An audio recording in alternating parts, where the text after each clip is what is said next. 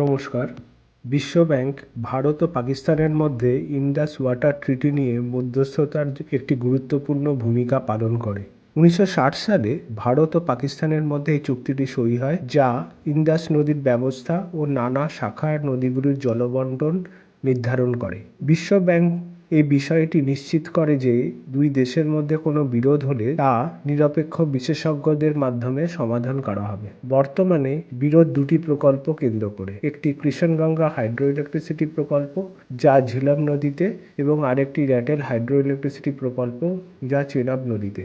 পাকিস্তান এই প্রকল্পগুলির বিরুদ্ধে আপত্তি জানিয়েছে, দাবি করেছে যে ভারত চুক্তি লঙ্ঘন করেছে। তবে ভারত বলেছে যে এই প্রকল্পগুলি জলের প্রবাহ বন্ধ করছে না, তাই চুক্তি ভঙ্গন করেনি। প্রথমে পাকিস্তান নিরপেক্ষ বিশেষজ্ঞ নিয়োগ করার জন্য আবেদন করেছিল, কিন্তু পরে তারা পার্মানেন্ট কোর্ট অফ আরবিট্রেশন গঠনের দাবি করে।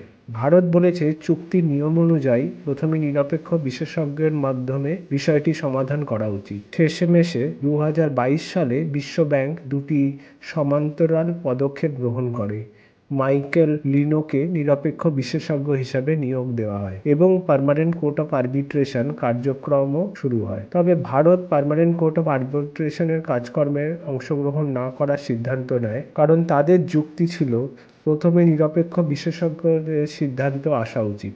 সবশেষে আপডেট অনুযায়ী জানুয়ারি 2023 সালে নিরপেক্ষ বিশেষজ্ঞ মাইকেল লিনো ভারতের পক্ষে রায় দেন এবং জানান যে তিনি এই বিষয়ে সিদ্ধান্ত নেওয়ার একমাত্র উপযুক্ত কর্তৃপক্ষ। এই সিদ্ধান্ত ভারতের জন্য একটি বড় জয় ছিল। এখন প্রশ্ন উঠছে, ইন্ডাস ওয়াটার ট্রিটি ভবিষ্যৎ কী হবে? 2023 সালে ভারত পাকিস্তানকে চুক্তি পর্যালোচনা করার সংশোধনের জন্য একটি আনুষ্ঠানিক নোটিশ পাঠিয়েছে। ভারত যুক্তি দিয়েছে যে গত 65 বছরে জনসংখ্যা, পরিবেশ এবং উন্নয়নগত প্রয়োজনীয়তা অনেক বদলেছে, তাই চুক্তিটি পুনরায় আলোচনা করা উচিত। এই পদক্ষেপটি পাকিস্তানের জন্য একটি বড় চ্যালেঞ্জ এবং এটি ভারতের দৃষ্টিভঙ্গির একটি বড় পরিবর্তন। এই সিদ্ধান্ত এবং কারেন্ট পরিস্থিতি অনুযায়ী গুরুত্বপূর্ণ এবং এটি স্পষ্ট যে ইন্ডাস ওয়াটার ট্রিটি ভবিষ্যতে একটা বড় পরিবর্তন মুখোমুখি হতে পারে। আজকের ভিডিওতে এইটুকুই। এই ভিডিওটা যদি আপনার উপকারে আসে তাহলে আপনি আমাদের চ্যানেলটি অনুসরণ করতে পারেন। সুস্থ থাকুন, সঙ্গে থাকুন। নমস্কার।